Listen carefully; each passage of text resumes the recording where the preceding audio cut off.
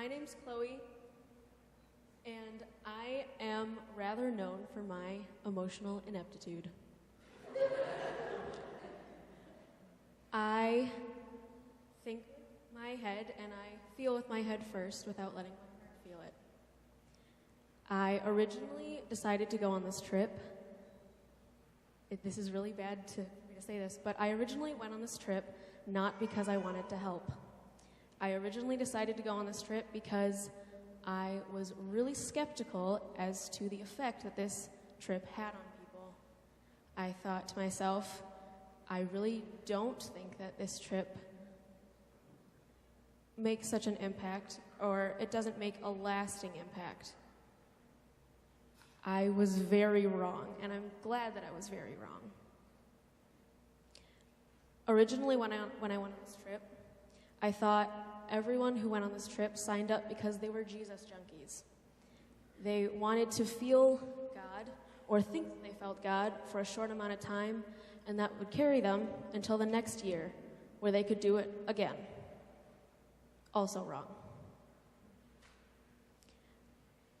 I went for a selfish reason, and it set me up to not be open to the experience that I could have had. When I sat in the meetings, I thought to myself, this is a lot of playing with my friends and not a lot of planning. I didn't see what we were doing. I go on a separate trip, Ensenada, and it has its perks, and I love that trip. But partially, I love that trip because you go to a 1-hour meeting beforehand, you go on the trip, it's over and done in 4 days, a house is built, and then you come home. On this trip, I was very out of my comfort zone because I had to learn how to love people.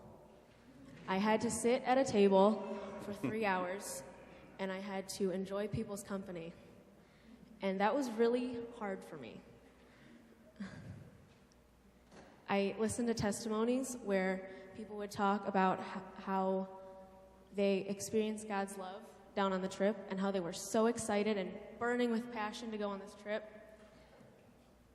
And I sat there and I thought to myself, maybe I'll get there. And even as I was boarding the plane, someone, I don't remember who, it might have been Mrs. Verigi, asked me, "Are you excited yet?" And I said, maybe. I'll get there. When you're down there, you do a little exercise, and it's called highs, lows, and how you saw God work. For me, lows were the easy part because I'm a really negative thinker, as you can already tell. I look for things that are wrong, and I don't look for the things that are good in life. This exercise forced me to be a positive person, and I needed that. I sat in a super hot van thinking about highs, lows, and how I saw God work. I could think of the low immediately, but I had to think of a high and how I saw God work. The highs were easy to make up, and I know that sounds bad, but for the first few days, I just picked an instance that sounded like it was a little bit greater than all the other ones, and I could pass it off as my high. The how I saw God work was the one that I always got stopped on a little bit. I had to think about it because I would sit in these pews and I would listen to people up here talk about how they saw God work, and I would think to myself, I'm not sure if that's God working. I'm honestly not sure if that's God. When you grow up in church, you hear phrases that you hear repeated and you just assume that they're correct. Phrases such as, it's a God thing. People say something and they can't explain it, so they just say, it's a God thing. And every time I heard that in the back of my head, I'd be like, interesting. And I couldn't use that phrase until now. There's something down there, and when I came back, all I could say was, I experienced an emotion. And you can't explain it. It's a God thing. Sitting through the worship services was really hard for me too, because I grew up here and I grew up going to 2 services. I grew up going to the Sunday ones where everyone sits in their rows and you sit in the back so you don't get noticed, and you sing what's on the page, and you do not lift your arms up during worship because that's a no-no. And you don't show passion, and passion was what I was surrounded with, and I didn't know how to absorb that, and I didn't know how to react to it.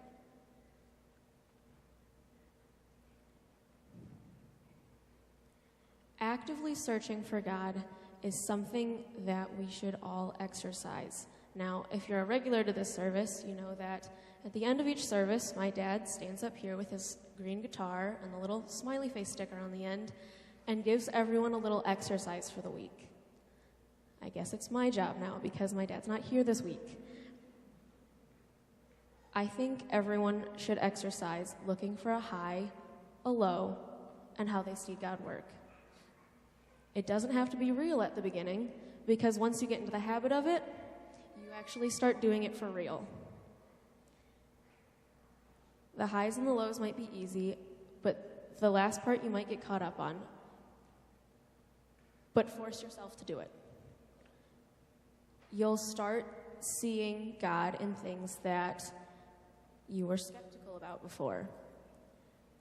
Watching people overcome the language barrier, that's how I saw God work the most. One of the days I had the great opportunity of singing a song. It's called Cornerstone. We sing it up here sometimes. And the Spanish and the English, the two people were singing at the same time. And you would think it was confusing, but it was nice. And at first I was like, this isn't God. This is just 2 people singing a song that they both know. But watching the other people's reactions, that's where God was. Maybe you don't need to see God for yourself. Maybe you just need to see God's work in other people for your benefit. But either way, everyone should do it. Highs, lows, and how you see God work.